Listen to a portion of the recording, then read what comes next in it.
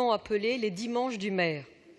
En effet, désormais compétente en la matière, la ville de Paris va devoir fixer le nombre de dimanches durant lesquels ces commerces peuvent être autorisés à employer des salariés le dimanche, selon des conditions fixées par le Code du travail, sous condition d'accord du salarié et avec des modalités de compensation adéquates.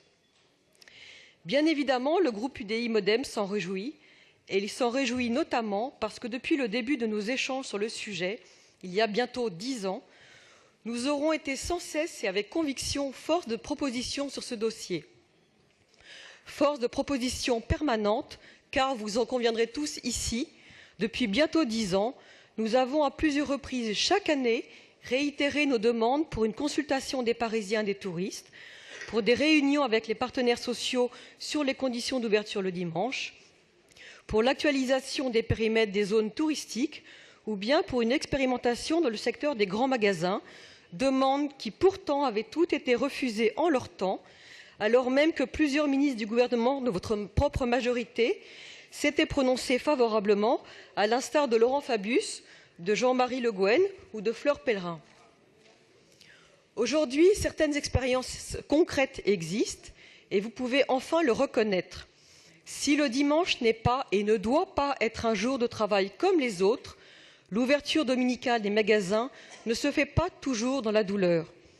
J'en veux pour preuve l'ouverture depuis le début du mois de juillet du BHV, ou bien les phases de consultation, de discussion, de négociation et même d'information en cours actuellement aux Galeries Lafayette et qui sont menées à leur rythme.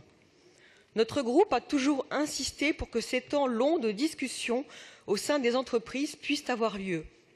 Et je voudrais à ce moment saluer le travail précieux conduit par les directions des ressources humaines qui gèrent avec pragmatisme et humanité ces négociations. Ces négociations, je le rappelle, permettent à la fois des conditions salariales complémentaires pour les salariés volontaires, mais également des embauches de façon significative. Aussi, et alors que nous allons nous prononcer sur le nombre de 12 dimanches concernés par ces dérogations collectives, nous ne bouderons pas notre plaisir et voterons cette délibération. Pourtant, vous le savez bien, elle n'est que provisoire, puisque chaque année, nous aurons à exprimer notre avis sur le nombre de dimanches autorisés.